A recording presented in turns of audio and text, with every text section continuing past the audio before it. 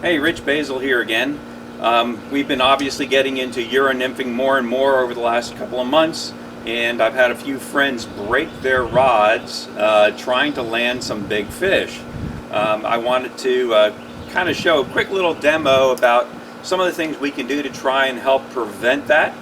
We all know that these rods are made to bend, but they're only made to bend a certain amount before they get to the point where there's too much pressure, usually around this part of the rod, and it'll snap and break. Usually this happens when we're trying to high stick and bring in a fish close to us in order to land it.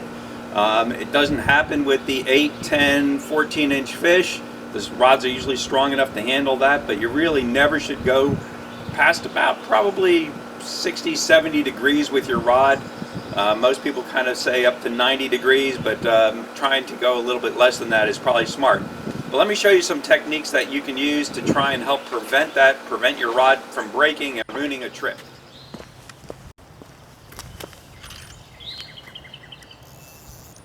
Okay, so we all know the problem.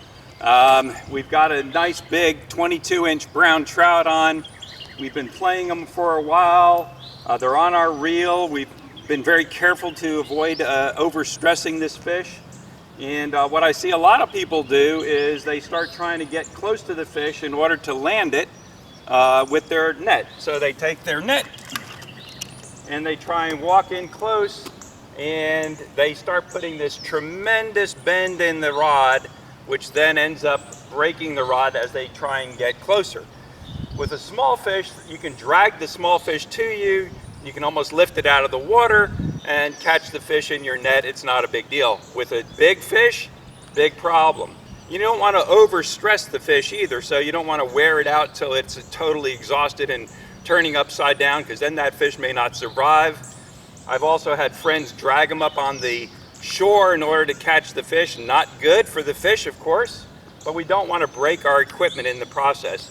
So one of the things I started doing is carrying a little bit of a longer handle net. It's probably about twice as long as the standard net, but it's not so long that it really causes a problem. I can still hang this off the back, and it's not dragging too much in the water. So this has helped a little bit and allows me to handle kind of fish that are a little bit bigger, and I can get a little bit closer to the fish. Only works for probably up to 18-inch fish. You start getting 20, 22-inch fish, they get heavier. You can't get that close that way. So a couple ways of potentially fighting off this or fixing this problem is, once the fish gets a little bit tired, instead of trying to lift up and come in and catch the fish, we come in a little bit, we drop our rod to the side, out to the side, and it allows us to quickly move in and scoop up the fish without overstressing our rod. But again, the fish has to be pretty tired in order for that to happen. So there's another technique that you can use that works pretty well. And I learned this up in Alaska landing some big salmon, is once you kind of tire out the fish to a certain degree, hold the line in your hand against the rod, like this, and then strip off about 10 feet of line underneath your rod. Strip off about 10 feet. Then, once that fish is tired, you can come in, and then as you're lifting up, just let go with your hand and scoop in and get your fish. Or, what's even better, because people don't want to do that and lose their fish,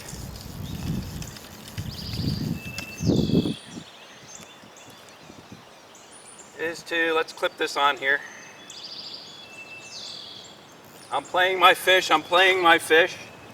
He's tired out now, he's not making big runs anymore, he's just kind of staying right there in the pool. So again, another way of doing this is, once I get my fish tired out, is to hold pressure against him. Just hold against the cork, strip out your 10 feet.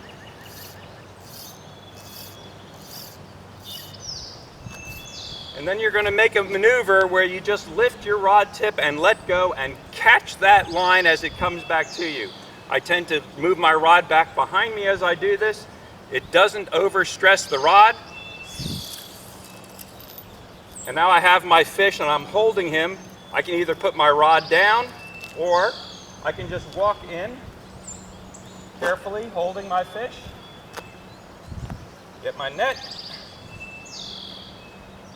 and I can take my time. He can be moving around a little bit, and now I can lift up and scoop up my fish and get him into the net, get him unhooked and released. So that's kind of one of the techniques that I've been using to land some big fish. I caught a 22 and a 23-inch brown trout the other day and used that so I spared my rod. I was thinking about breaking the rod the whole time and was concerned. So that technique saved me, saved the fish, didn't wear him out too much, and it worked really, really well.